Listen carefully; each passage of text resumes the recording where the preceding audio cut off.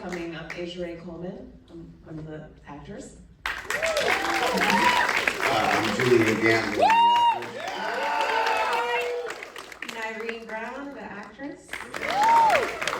I'm Philip Patrick Bryan, I'm one of the actors.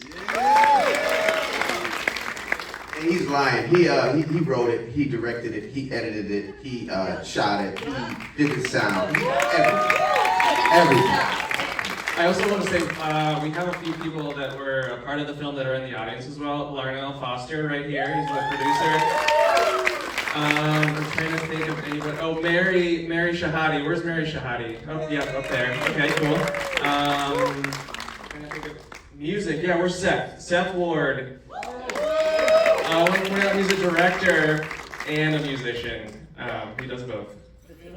And I'm probably missing somebody. Sorry. Do you want to see anybody else who worked on the film, please? Yeah, Stand up and we can anybody acknowledge else you. who worked on a film, stand up. If you. There's only 7. Yeah, where's Tim? Where's Tim? Wow. Is Tim here? Yeah. Okay. Yeah. Okay, Tim. Great. Great, Tim. Tim Meeks. So, this is a very emotional story. Where did this come from? So this is a very personal story to me. This situation happened to friends of mine a long time ago. And it was really hard to go through and for me to kind of experience from like an outside looking in, and it's kind of stuck with me for a long time. And I think like for me, like a way to work through those feelings is to create a film about it. So actually back in like 2015, we shot a short film of this same name, Shepard, same actor, Julian. We realized that it could be a feature and there's more to be explored. And so it took us 8 years to get it made. We self-financed it. My wife, who's not here, who's a producer, oh my gosh, my wife, who's not here. She's actually so good at producing, she's producing a baby right now, so that's why she's not here. She's amazing, light of my life. And we emptied our savings account and made this movie, so yeah, we were all in. So I think a lot of the details, important things in this film are in the subtleties. Tell me about working with your cast to create those subtleties to get them across such big messages. Yeah, I mean, we had a small crew. It was a crew of 5 people. By the end, it was like a crew of a couple of people. Yeah, so I think like the tone and the vision I tried to cast with you guys was like very minimal and like stripped away and stripped back. And we really wanted to kind of create this environment where you're almost bored. So you're like a little bored and then you start thinking about like what's going on in the movie and you start wondering and you start questioning yourself, like why is this framed this way? Like why is this being held so long in this door? And so I think hopefully it caused you guys to be uncomfortable, which was the goal. So yeah, that was, yeah. And what a fantastic cast. Yes. I'd like to hear how they, right? Yeah. Incredible performances. So I'd love to hear from them, how they got involved. Yeah, I would love to as well. Well, we had the short that we did that went to the Cannes Film Festival. And then from there, Aaron was like, we want to do a feature. And I was like, I'm all about it, but people gonna believe me as a pastor? And I was like, all right, well, we'll do it. And one of my buddies, Jason Eccles, who's here in the audience somewhere, he had a short that I saw, and in it I saw Asia Ray. And we were looking for the wife, and I was like, maybe we should look at this woman. She had like 4 lines, and I was like, whoever this woman is, she's incredible. Yeah, I casted her. And Nyreen was actually a student of mine at the Groundlings. And I thought about Nyreen, and yeah, so that's how we are. Yeah, Philip Larnell found Philip, right? Yes. Yeah. Okay. All right, Philip! Guys, Philip, man, he was amazing, right? This is like your first feature. I mean, this is my first feature, right? Well, yeah, at the time you have, Yeah, at the time, yeah, this is my first feature, and it was a lot of fun, especially working with such an amazing group of people and everything, and it does have that sense of rawness to it, which makes it feel really humane. So it was a great experience. I had a lot of fun. Yeah. I want to take a moment to say thank you to Julian, because Ground Links, for those who may not know, is like an improv, really focused on comedy. So like, I was grateful that Julian was able to see that I could do drama as well. So, but to do comedy, you gotta be top notch. So I just want to say thank you, Aaron, and thank you, Rose. Yeah, and I think also, I know you have another question, sorry, but I just want to talk about Julian for a second. This man trusted me, and he shouldn't have, but he did. And this is a really hard film to make because you have to kind of go deep within yourself. I think I cried almost every day. I was crying just a second ago. I mean, I think it's like a really hard film to make, and these amazing actors did a great job. So yeah, you see them, give them a hug. It was hard. So I'm going to open it up to you for questions in just a second, the audience. So get them ready, prepare them. But I have one more quick question. So the end, that symbolism with the cape that flies up. Do you want to tell us anything about the meaning behind that? I don't actually know what the meaning is behind it. I kind of left it open-ended. And I kind of wanted to be free of any kind of definitive answer at the end. The goal was to make people who watch it kind of question what was happening. And like, it's okay if people believe that it actually happened, and it's okay if people believe that it didn't actually happen.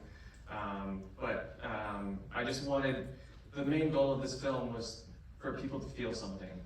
And if you felt something, then we achieved our goal. And, mainly like feeling what was going on inside of Julian's head. Pastor James. And so hopefully there's some kind of emotion at the end. Yes, yeah, so. for me, for sure. Okay, let's do questions on the bit nearsighted. Oh, okay, go ahead. Right there, yell it out, please. Could you talk a little, please, about the music in the film? It seems to me that during most of the first half, or even first two-thirds, there was hardly any music except what was actually going on, like the people singing in the church and the background music in the store. But then near the end of the film, we started hearing more music come in. Can't remember what the word is, eidetic or something? Artificial music as part of the soundtrack. Could you talk a little about that decision, please? Yeah, sure. The intention was kind of restriction. I didn't want really anybody to be distracted by music. I didn't want people to feel a certain way before they kind of understood the characters and understood the story.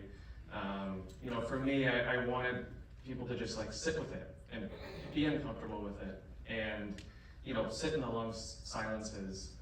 And then towards the end, we're kind of then opening up and revealing more things, and there's this blast of music at the end. So, yeah. I sort of understood it as like an awakening. That's what I interpreted from watching the film. Just seeing this guy go through so much loss. It's essentially like the story of Job. You just lose all these things, and then how do you grasp on to some type of optimism, some type of spirituality? How do you connect with God again? So I felt like, yeah. Yeah, I agree with that. I also felt like your emotions were finally being expressed, and so it was a more free feeling with the music. Set the word, everybody. Okay, next question, please, right here.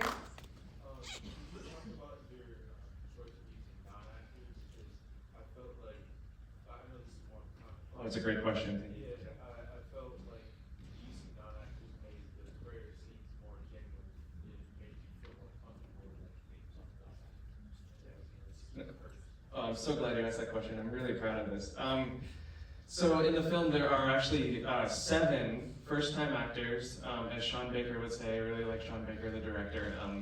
First-time actors that have never been on film before, and we kind of just sat with them and let them explore. And basically, we're just asking them questions and then they would just then respond to the situation of what Julian was going through. And I thought that really built like a realism to the film, because I remember talking with you, I was like, look, the best moments of this film are not going to be anything that was written down. It's going to be something that like naturally happens. And you know, I'm really comfortable in making documentary films, and so for me, this is like kind of a combination of a documentary and a narrative, and so it really blended together, I think, really well. Yeah, and a lot of the people, the non-actors, like Brother Laverity, like, you know, we connected on the fact that he actually lost a son, and who was older, right? He was a little bit older. And other people in the film just connected in such a way where they were just telling their stories, sharing their stories, just like the gentleman with the car. And he was talking, Herb, yeah, he was talking to us about how he got baptized, and you know, we just let him go. We just let him go. Which by the way, so my casting process was one of the guys was my neighbor, and then Herb, the mechanic, was not a mechanic. Julian knew a lot more about cars. I saw him mowing grass, and I walked up to him and I was like, "Hi, would you like to be in a movie?" And he was like, and then his wife. I asked Aaron, I said, wait, where did you get this guy from? And Aaron said, I like his face. And I was like, all right, okay. He has a great face, right? Argue with that, yeah. Okay, we have time for one more quick question. Does somebody have a quick question? Right here. Oh, go ahead. Oh, great. There was a recurring theme of rot and decay and the vultures circling the church, the water circling the drain. Was that planned from the beginning, or did you discover it through the writing process?